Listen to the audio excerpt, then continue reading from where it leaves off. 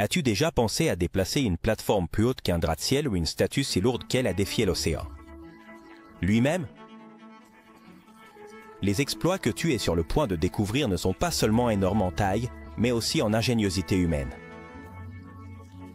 Des baleines sauvées avec une précision chirurgicale aux bâtiments entiers qui marchent dans les rues, c'est un monde où l'impossible devient possible. Mais le plus étonnant n'est pas seulement la taille de ces exploits. Ce sont les détails uniques derrière chacun d'eux.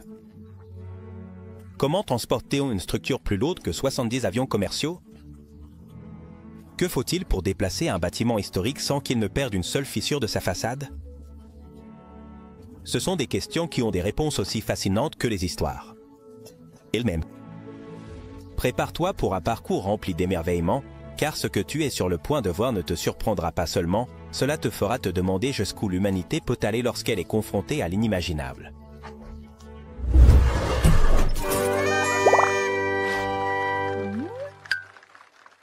La plateforme Troll. Au milieu de la vaste mer du Nord se dresse la majestueuse plateforme Troll, une structure qui défie l'imagination et l'ingénierie. Avec une hauteur imposante de 479 mètres, équivalente à la Central Park Tower, ce colosse sous-marin a un but vital: extraire le gaz naturel du gisement de Troll. Cependant, ce qui se distingue vraiment, ce n'est pas seulement sa taille, mais l'odyssée que représentait son déplacement jusqu'à son emplacement actuel. Construite sur un quai près du petit village de Va, sur la côte occidentale de la Norvège, l'assemblage de la plateforme. Ce n'était que le début d'un exploit incroyable. Une fois que les 4 jambes qui la soutiennent furent complètes, elles furent remplies d'eau jusqu'à être presque submergées. Ce design a permis au corps de la plateforme de flotter, ce qui a facilité son remorquage. 10 puissants remorqueurs, avec une force combinée de 130 000 chevaux, ont pris la tâche monumentale de déplacer la structure de 1 200 000 tonnes.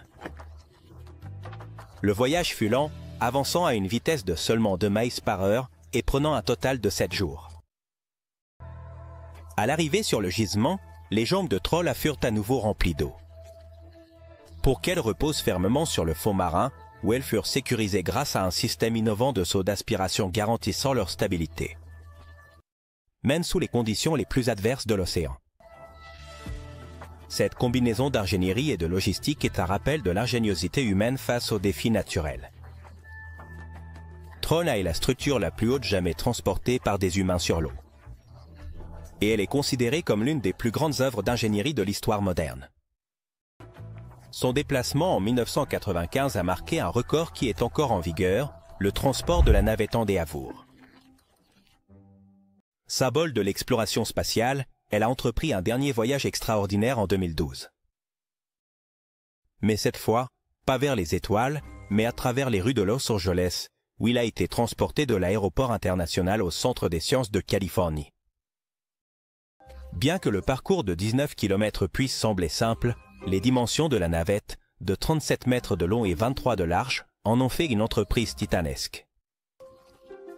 La navette était trop grande pour un hélicoptère et trop délicate pour être démontée. Ainsi, un plan a été conçu pour le transporter en utilisant des remorques modulaires autopropulsées.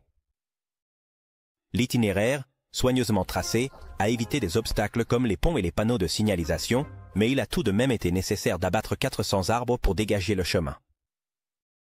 À minuit le 11 octobre, le transfert a commencé.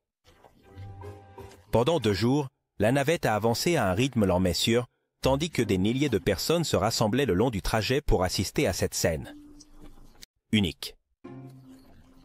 L'Endeavour est arrivé à sa destination finale pour devenir une pièce maîtresse du musée, permettant aux générations futures de s'émerveiller devant son design et l'histoire derrière ses 25 missions spatiales.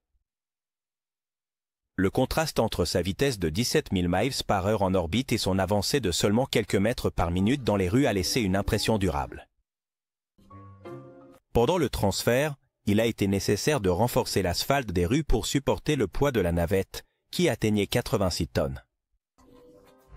Sauvetage de la baleine Jotota sur les côtes du sud de la Californie, en janvier 1997, un événement aussi inattendu qu'extraordinaire s'est produit, qui a capturé le cœur de milliers de personnes. Une baleine grise, tout juste née, âgée d'accent grave peine une semaine et pesant environ 300 kg, s'est échouée sur la plage.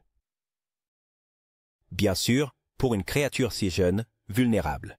Et loin de son habitat naturel, son destin semblait scellé de la pire des manières. Cependant, ce qui s'est passé ensuite a non seulement changé sa vie, mais a également laissé une empreinte indélébile sur ceux qui ont participé à son sauvetage. Otota, comme elle a été affectueusement baptisée, a trouvé en une équipe de sauveteurs ses anges gardiens. Malgré les difficultés inhérentes au déplacement d'un animal de ces caractéristiques, la décision a été prise de la transférer au SeaWorld de San Diego pour lui donner une chance de survivre. Cependant, ce voyage n'a pas été simple du tout.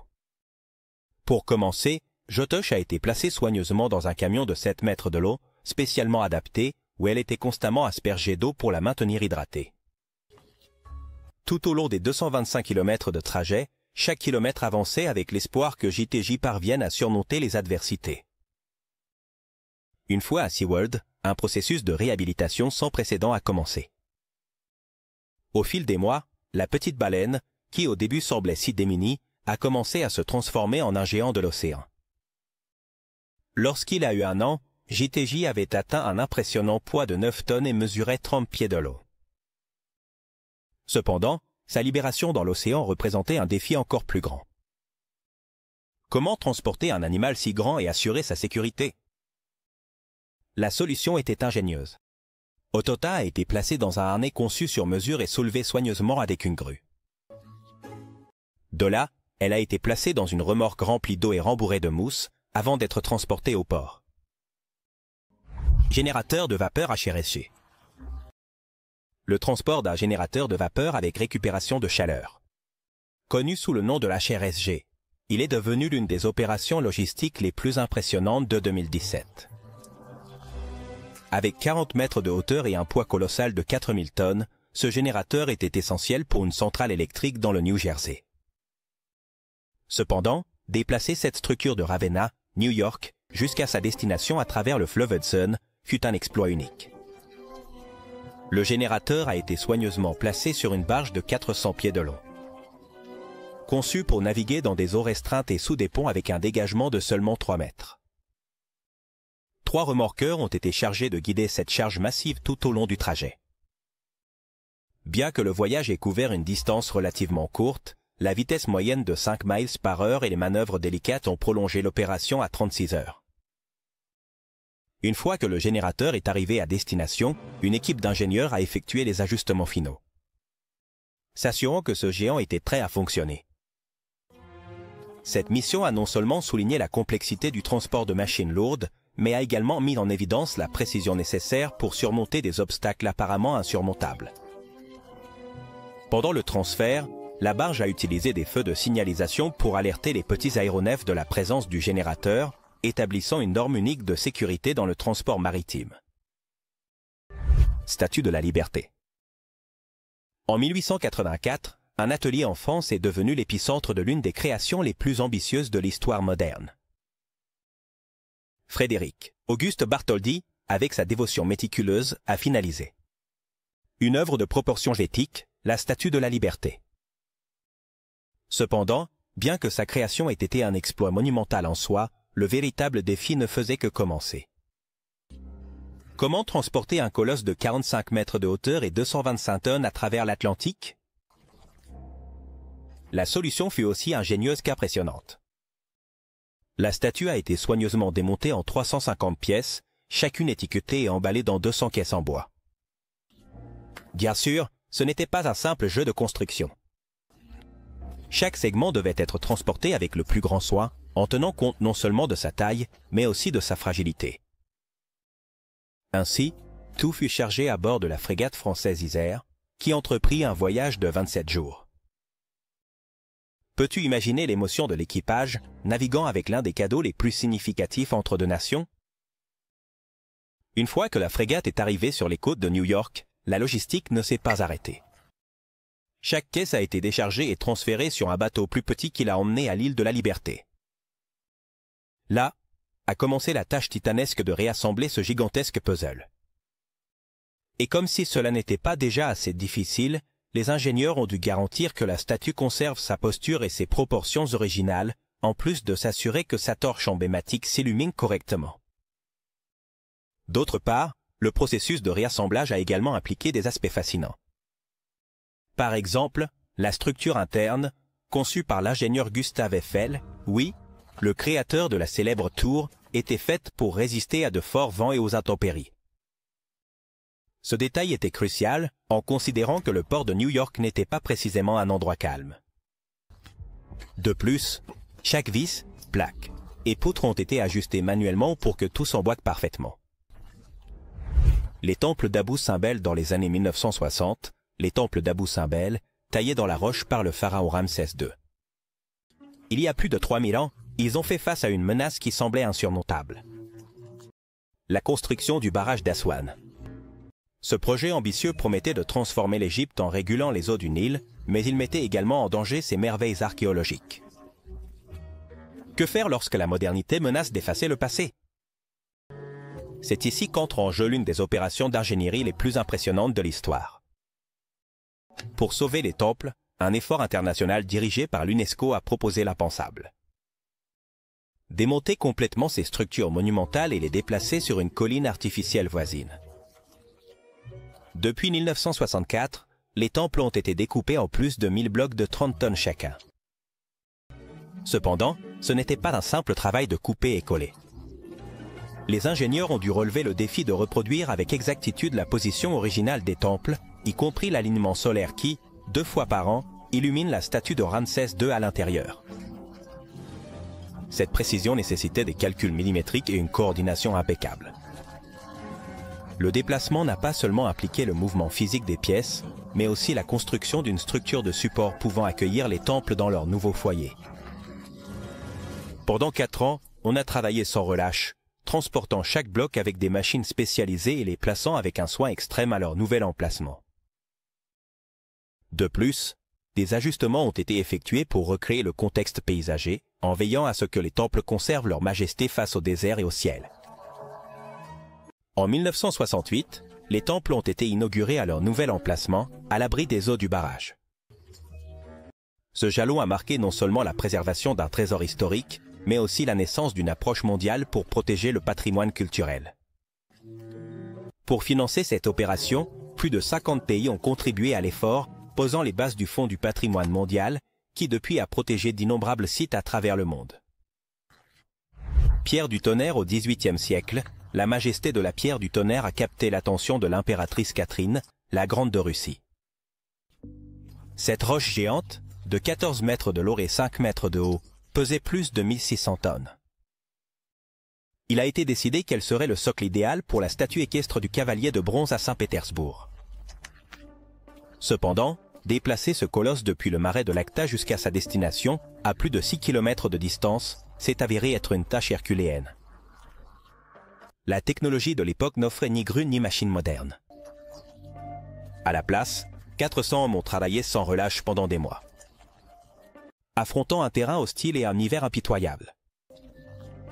La stratégie consistait à construire un traîneau en métal qui permettait de faire glisser la roche sur une piste glacée. La piste, d'axe en graphe peine 90 mètres de long, devait être démontée et réinstallée constamment, ce qui rendait le transport un processus extrêmement lent. Même ainsi, ils ont réussi à avancer de 150 mètres par jour. La rivière Nevka, qui séparait l'Acta de Saint-Pétersbourg, a présenté un autre défi significatif. La roche a été soigneusement placée sur une barge montée entre 2 navires de guerre de la marine russe, traversant la rivière avant de continuer son chemin vers la ville. Plateforme, Boulwacle. Dans le golfe du Mexique, la plateforme pétrolière Boulwacle se dresse comme l'une des structures les plus hautes construites par l'homme, avec une hauteur totale qui dépasse les 520 mètres. Ce colosse est comparable en taille au One World Trade Center. Cependant, l'a déplacé du Texas jusqu'à son emplacement en eau profonde. Ce fut une mission digne d'un plan magistral. En 1989, une barge spécialement conçue pour cette tâche, de 260 mètres de long, a été utilisée pour transporter la plateforme. 4 remorqueurs, avec une puissance impressionnante, se sont chargés de la guider sur 610 km. vers sa destination au cœur du golfe du Mexique. Pendant le voyage, la Boulwacle flottait partiellement immergée, ce qui nécessitait un équilibre parfait pour éviter tout accident. Une fois arrivé à son emplacement final, les ingénieurs ont activé un système hydraulique qui a inondé les jambes creuses de la structure, la faisant couler lentement jusqu'au fond marin, à une profondeur de plus de 400 mètres. Là, elle a été ancrée fermement, prête à extraire du pétrole et du gaz dans l'une des régions les plus riches en ressources de la planète. La boule-wacle pèse environ 50 000 tonnes, ce qui équivaut à peu près à 7 fois le poids de la Tour Eiffel. Et sa conception garantit qu'elle peut résister à des ouragans de catégorie 5. Blogmas TCC est de 177. En 2009, un exploit extraordinaire de force humaine a laissé le monde bouche bée. Kevin Fast, un pasteur canadien connu pour ses prouesses physiques impressionnantes, a décidé de relever un défi sans précédent. Déplacer un avion. Glogmasté, CC 177. Un avion de transport avec une longueur de 53 mètres et un toit de 208 tonnes. L'avion, stationné sur une base militaire au Canada, était attaché avec une corde épaisse reliée au corps de Kevin. À chaque pas, ses muscles supportaient une charge inimaginable. Après 76 secondes d'effort continu, il a réussi à traîner l'avion sur 30 pieds, établissant un record mondial qui perdure encore. Cet exploit a non seulement démontré l'incroyable endurance physique de Kevin, mais aussi sa détermination et sa discipline.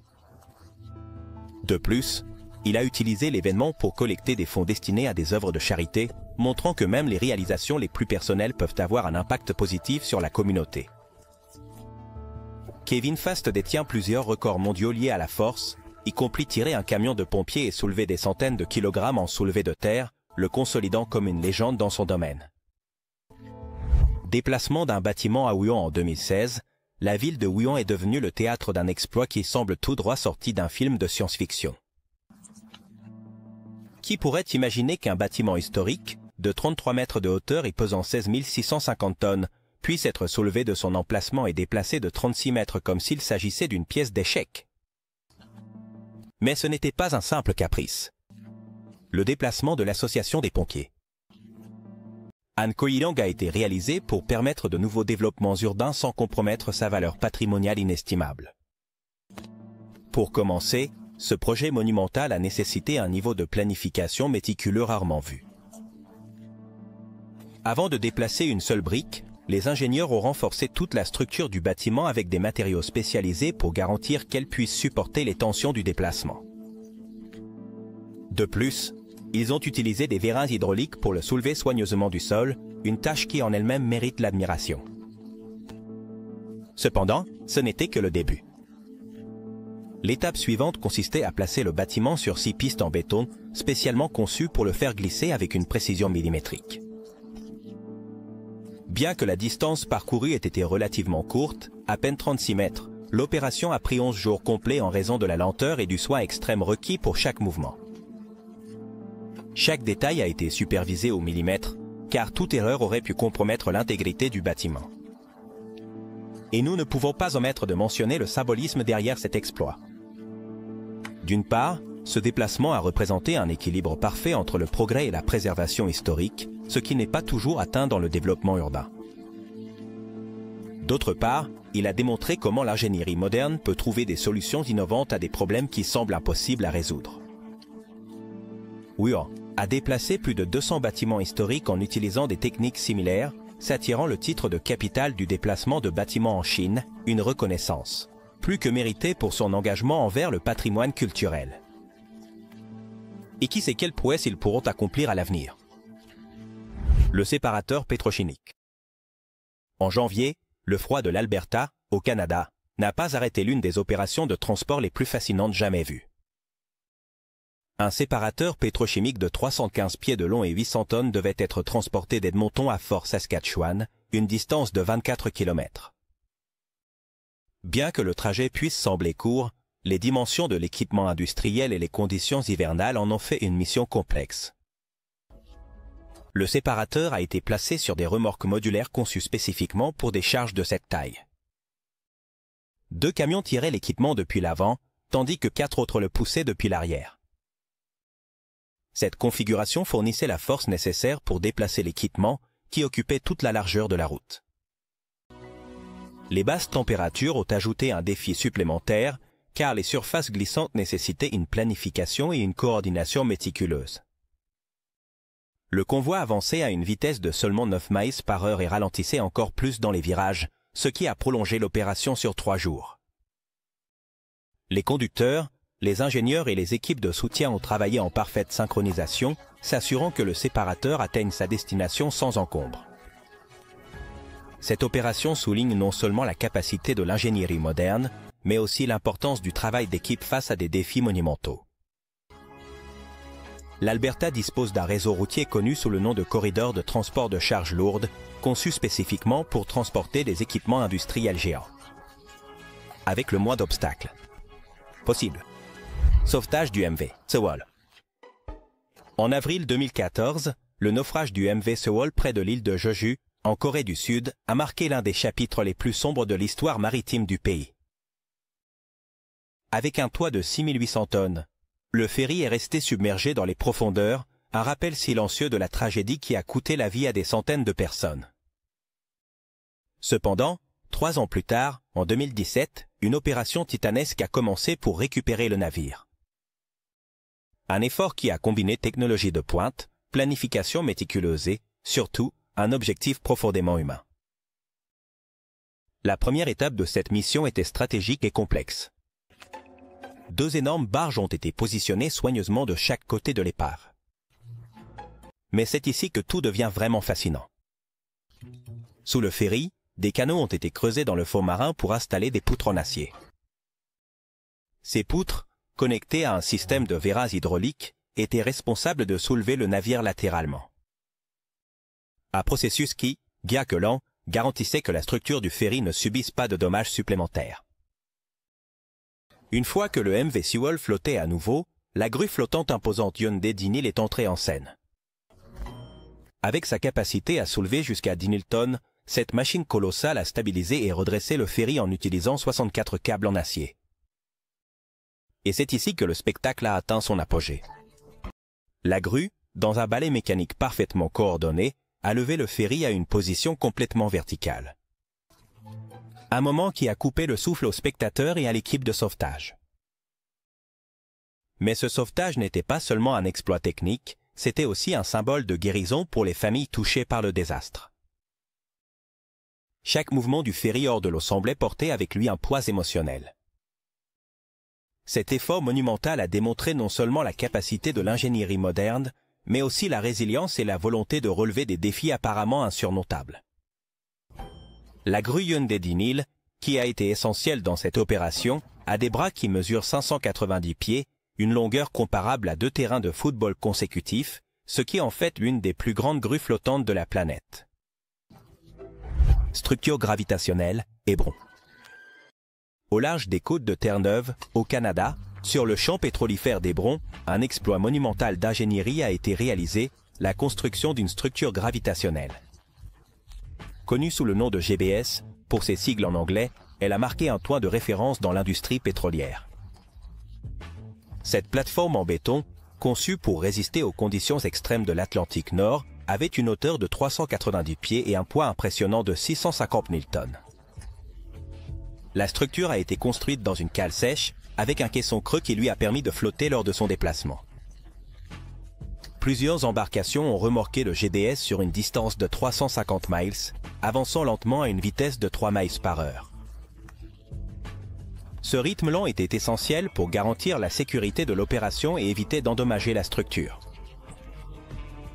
Une fois à son emplacement final dans le bassin de Jeanne d'Arc, la structure a été progressivement immergée en remplissant son caisson avec de l'eau.